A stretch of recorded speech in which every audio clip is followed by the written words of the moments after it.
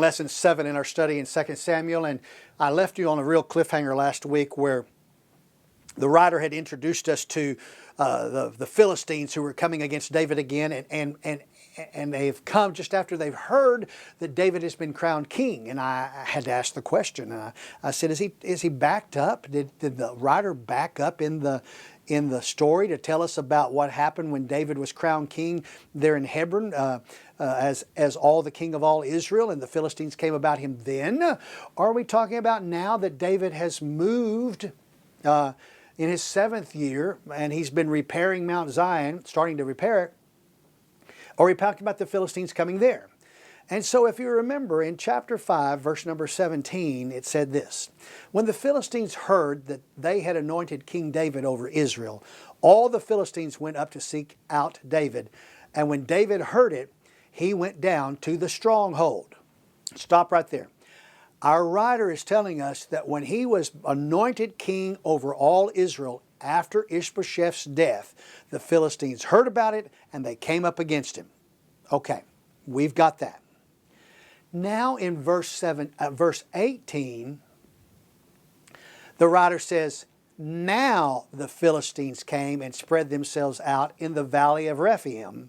And then David inquired of the Lord, saying, shall I go up against the Philistines? And you remember the Lord said, yes, go up against the Philistines. This is a second battle that the Philistines have come, because David has taken the citadel, the Jebusite citadel on Mount Zion. And so these Philistines are now coming a second time, and David is going to have triumph over them. This is not about the order of the two Philistines coming against them. This section is about the triumphs of David. And so David is about to triumph over these Philistines. And so they've come and they've arrayed themselves in the valley of Rephaim. And I want to tell you this: valley of Rephaim does not go by Hebron, down where David was king in his 2nd year over all Israel. When Ishbosheth was killed in his 2nd year as king of Judah, the valley of Rephaim doesn't go down that far. And so this has to be a reference to another attack by the Philistines. With that, if you remember, David was allowed by the Lord to literally destroy and beat back, and he pursued these Philistines. And so when he did, he conquered them. He called that place Baal Perazim. The actual location is unknown. We don't know where it is. However, because the Lord tells David to go up, it means that David and his army were to follow the Philistines up a mountain somewhere in pursuit. Baal Perazim means the Lord who burst forth, or the Lord who burst through. It seems that this location is probably the same location as Baal Perazim in Isaiah chapter 28-21, called Mount Perazim. Just seems like it probably is. And it was David who nicknamed this mountain Baal Perazim. So it would retain David's nickname long after David's life and pass on through the life of Isaiah, in fact. And we know exactly where Mount Perazim sits. It is located west of the valley of Rephaim. Oh, well, great for that. Now we know about Rephaim, west of Zion. So the writer tells us that, and he tells us that he defeated him. Now, the writer tells us about David's next battle with the Philistines in verse 22. Now the Philistines came up once again and spread themselves out in the valley of Rephaim. When David inquired of the Lord, he said, you shall not go directly up. Circle around behind them and come at them in front of the balsam trees. It shall be when you hear the sound of the marching in the tops of the balsam trees, then you shall act promptly. For then the Lord will have gone out before you to strike the army of the Philistines. Then David did so, just as the Lord had commanded him, and struck down the Philistines from Geba as far as Gezer. The Philistines have camped again in the valley of Rephaim, just down the slope of the wall of Zion on the west side. And in the Lord's instruction, David was to take his men to the top of a hill on the west side of the valley and just wait until he hears the rustling in the leaves of the trees before attacking. I love it. The marching in the trees, in the leaves of the trees, is the way the Lord put it. As the Lord's going to march through those leaves, the rustling, the Holy Spirit blowing through them, in other words. David did just that, and he was victorious. The passage tells us that he destroyed the Philistines from Geba to Gezer. Geba is 5 miles north of Zion. So follow me here. 5 miles north of Zion is Geber. That means David had to chase them. They had to pursue the Philistines north for 5 miles. Now, the main trade route ran north right through there, through the valley of Rephaim, and ran north to Geber. So no doubt the Philistines ran north into Benjamin's tribal area in an attempt to escape. And about 4 miles north, by the way, there's a fork in the road that took a less traveled road to Geber. So undoubtedly, some of the Philistines took the right fork, and some of David's men followed to defeat them. Now follow me here. Up the main trade route about 3 miles, a fork in the road then went to the left, headed toward Gezer. One fork down below went towards Eber to the right, and one up a little 3 miles later went to the left, headed to Gezer. Now, if you were to travel these routes by car today, Zion to Gezer is about 22 miles. Therefore, the battle against the Philistines was not quick. It took several days to follow these Philistines and defeat them. Ezra's entry in 1 Chronicles about this battle adds one more important detail. It says, David did just as God had commanded him, and they struck down the army of the Philistines from Gibeon even as far as Gezer. Then the fame of David went out into all the lands, and the Lord brought the fear of him on all the nations. 1 Chronicles 14, 16 through 17. The defeat of the Philistines set David's reputation through the surrounding nations. Now, I want you to notice something here. The nations feared David. And we will hear about David fighting the Philistines one more time in chapter 8. But after that, the Philistines will not try to attack David again until chapter 21, when David is too old to fight against the brothers of Goliath. But he's in the battle with Goliath's brothers and sons. And Abishai, his nephew, is going to come to help David kill the son of Goliath in David's last battle. Now, this is an interesting parallel here. David's first battle with the army of Israel was a battle where he defeated Goliath when he was 17 years old. His last battle fighting with the Israelite army will be to defeat the son of Goliath when he is old, and the armies will not allow him to go out any longer because he's too old. Okay, so also we learned and we heard that he defeated from Gibeon to Gezer. And what you need to know is G-E-B-A, Gibeah, and Gibeon are the same locations. Two names for the same little village. Gibeon we know about because they're the ones who, with some other little villages, tricked Joshua, the Gibeonites. So as we come to chapter 6, the compiler of the Chronicles of David still addresses the major triumphs of David's life. Although the triumphs drag along tragedies, as I've already told you they do, and they drag them along simultaneously. Such is the case with the record found in this chapter. David was established in his new capital on Mount Zion. He remembered the tragedy of the capture of the ark by the Philistines and the subsequent return of the ark to Israel, and how it was stored in the care of Abinadab at Kiriath-Jearim. And so David established for all the Israelites the meeting place of the ark. That's what he's going to do. David wanted to bring the ark of the covenant of the kingdom to his new capital. But in David's haste, the writer records the peril of moving the ark. Chapter 6, verse 1. Now David again gathered all the chosen men of Israel, 30,000. And David arose and went with all the people who were with him to Baal, Judah, to bring up from there the ark of God, which is called by the name, the very name of the Lord of hosts, who is enthroned above the cherubim. In his decision to move the ark from Abinadab's home in Kiriath-Jearim, he must muster the troops.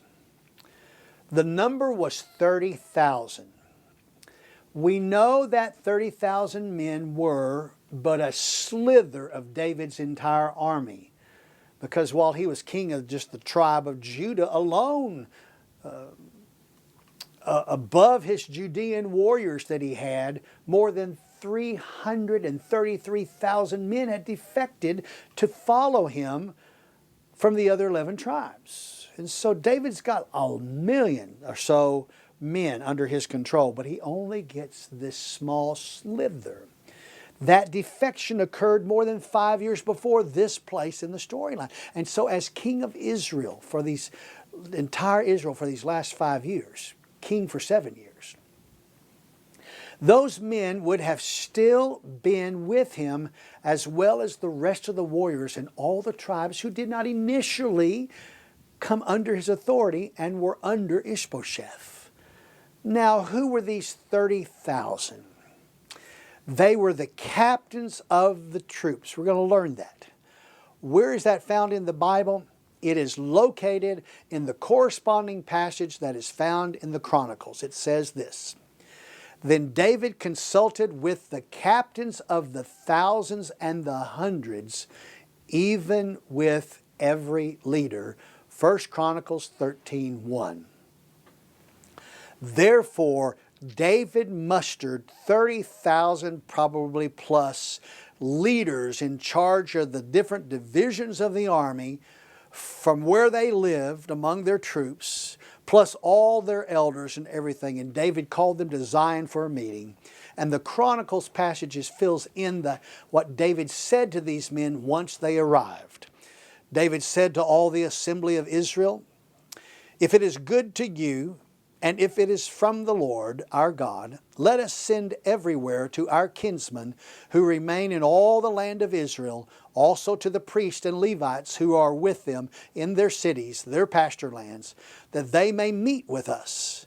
And let us bring back the ark of our God to us, for we did not seek it in the days of Saul." Then all the assembly said that they would do so, for the thing was right in the eyes of the people. 1 Chronicles 13:2-4.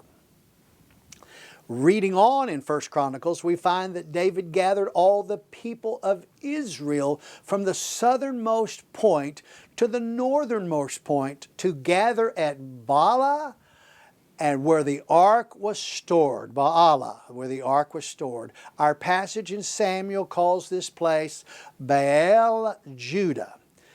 But over in the Chronicles passage, it is called Baalah. What happened to the name of Kiriath-Jearim? Israel, in the Chronicles, clears this up for us when it says, "So David assembled all the assembly together from the Shihar of Egypt, even to the entrance of Hamath, to bring the ark of God from Kiriath-Jearim. David and all Israel went up to Baalah, that is, to Kiriath-Jearim, which belongs to Judah, to bring up from there the ark of God." 1 Chronicles 13:5-6. Ezra clears up the confusion. Kiriath Jearim, like most places, had a nickname. It was Baalah or it was Baal Judah. Two nicknames. The word Baalah simply means Baal, which means the Lord or the possessor. David wanted the people of Israel to meet him where the Lord dwelt atop the Ark of the Covenant. The Ark had been in Kiriath Jearim for 20 years, and the Hebrew nickname that village had placed on it was the dwelling of the Lord, Baal Judah, the dwelling place of the Lord, the possession of the Lord. The Ark of the Covenant sat in the tribal area of Judah. That's the reason why that nickname included Judah in the name Baal Judah, the Lord of in Judah. In their understanding, at Baal Judah, the Lord of hosts, was enthroned on above the cherubim, which were on top of the top, which was the mercy seat with cherubim on top. And the Shekinah glory of the Lord hovered right there between the wings of those cherubims. So as moving day of the ark arrived, David provided a fresh cart for transportation. So here we are in chapter 6, verse number 3. They placed the ark of God on a new cart that they might bring it from the house of Abinadab, which was on the hill, and Uzzah and Ahio, the sons of Abinadab, were leading the new cart. So they brought it with the ark of God from the house of Abinadab, which was on the hill, and Ahio was walking ahead of the ark. Now, for whatever reason, the plan to bring the ark of Zion included a new cart. By telling us that this cart was new, it's telling us that it has never been used for any other purpose except for it was built to bring this Ark of the Covenant. It was built for this one purpose in mind. We are not told how the ark was loaded onto that cart. We are only told that it was loaded, and probably because it still had the poles going through it that allowed people not to touch the ark, or the priest not to touch the ark, but to touch the poles and lift it without touching the ark. So once loaded, this procession began. As the writer tells us, Uzzah and Ahio were the sons of Abinadab, whose home was the ark's resting place for 20 years. Ahio was in front. Uzzah must have been at the rear of the ark or off to the side. One in one place and one in the other, guiding the ark that had been with their family for 2 decades. The whole procession caused a fun celebration. The whole procession. Verse number 5. Meanwhile, David and all the house of Israel were celebrating before the Lord with all kinds of instruments made of fir wood, and with lyres, harps, tambourines, castanets, and cymbals. Of course, meanwhile, we've talked about this. It means in between the time of loading the ark on the cart and while the cart began to start moving down the road towards Zion, the people of Israel who had come to take part in the great journey celebrated that day with all kinds of instruments. They're already in this wonderful mood. And as that parade stepped off, and they were not very far, and it continued, the joy expressed in the people's hearts, and with their musical instruments there came this frightful casualty. Verse number 6.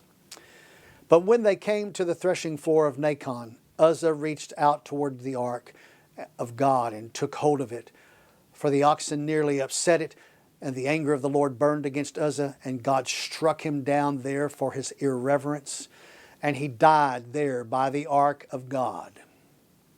We do not really know where the location of Nacon is. Be that as it may, after the death of Uzzah, King David did what he normally did. He gave it a nickname.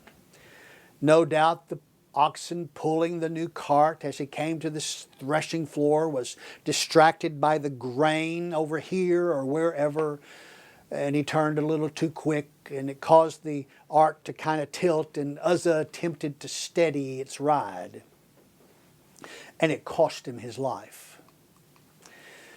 The frightful casualty caused a fearful crown, by the way, in David. Verse number 8. David became angry because of the Lord's outburst against Uzzah. And that place is called Perez Uzzah to this day. So David was afraid of the Lord that day, and he said, "How can the ark of the Lord come to me?" And David was unwilling to move the ark of the Lord into the city of David with him, but David took it aside to the house of Obed Edom the Gittite.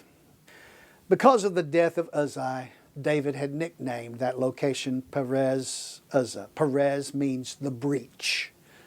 Wherever you see the word Perez, it means breach. For the Hebrew, a breach meant a great calamity. It's where tragedy struck. Perez. We do not know the location of this place, however, it must have been near the home of Obed Edom the Gittite. David was afraid to take the ark any further, and so the ark of the Lord was placed in the home of Obed's house, where it would stay for 3 months. Now Obed was a Levite, but whether he was of the line of Aaron, we do not know. But although he might not have been from the line of Aaron, if he was from the extended family of the Kohaths, of which Aaron's line was just a little part of that, Obed had every legal right to take care of the ark in his home, as long as it was covered, you have to see. Since this line of the Kohaths were legally given the right to transport the ark when it was moved. To clarify the reason why I'm saying this is Aaron's descendants, who could become the high priest, were the only ones who could actually pack the ark and touch it and cover it for transportation. And once the ark was packed, then another set of the Kohaths could arrive and they could transport it and move it, but it was packed and it was covered. And so once the ark would arrive at a new location, as we remember back in Numbers and Exodus in that area, the descendants of Aaron would return to unpack the ark. We find that in Numbers chapter 16:1, in 1 Chronicles 26:1, and also in 1 Chronicles 26:4 through 8. Another Obed is found in 1 Chronicles 15:14 through 27. But he too was a Levite. However, he was of the family of Merari, and he was not a Kohath. Therefore, he had no right to touch the ark and to move the ark, which was not the duties of the Merarites. Their duties only included the transportation of the tent, of the tabernacle, of the curtains, of the poles, of the sockets. That's all they could transport. They could not transport the ark of God. So David left this ark with Obed. Now, while the ark was at the home of Obed, it resulted in a fortunate company for this Kohath. Verse 11. Thus the ark of the Lord remained in the house of Obed Edom the Gittite 3 months, and the Lord blessed Obed Edom and all his household. We know exactly how long the Lord blessed Obed and his family and his company, but no doubt the Lord was pleased with Obed. The ark was in the right place and in the right hands. And at the end of the 3 months, David had organized a new plan for the success of moving the ark, and it began with the correct preparation. However, the compiler of this passage tells us the following in verse number 12. Now it was told to King David, saying, The Lord has blessed the house of Obed Edom and all that belongs to him on account of the ark of God. David went and brought up the ark of God from the house of Obed Edom into the city of David with gladness. Okay, it's obvious from this compiler's entry that he is giving us a summary to tell us what is going to happen, and he has completely ignored all the preparation that David went through to bring this ark into Mount Zion the right way. But we are fortunate that the Lord allowed Ezra to fill in the gap once again. Here are the highlights of Ezra's entry in the Chronicles. David now built several buildings for himself in the city of David. He also prepared a place for the ark of God and set up a special tent for it. Then he commanded, no one except the Levites may carry the ark of God. The Lord has chosen them to carry the ark of the Lord and to serve Him forever. This is the number of the descendants of Aaron, the priest, and the Levites who were called together. Kohath 120, Merari 220, Gershon 130, Elizaphan 200, Hebron 80, Uzziel 112. And he said to them, You are the leaders of the Levite families. You must purify yourselves and all your fellow Levites, so you can bring the ark of the Lord, the God of Israel, to the place I have prepared for it. Because you Levites did not carry the ark the first time, the anger of the Lord our God burst out against us. We failed to ask God how to move it properly. Then the Levites carried the ark of God on their shoulders with its carrying poles, just as the Lord had instructed Moses. Then David and the elders of Israel and the generals of the army went to the house of Obed Edom to bring the ark of the Lord's covenant up to Jerusalem with a great celebration. And because God was clearly helping the Levites as they carried the ark of the Lord's covenant, they sacrificed 7 bulls and 7 rams. 1 Chronicles 15, 1 through 26. David's plans this time to bring the Ark of Zion were successful because he did not rely on his plans, but he relied on the Lord's plans that the Lord had put in place in the days of Moses and the Exodus.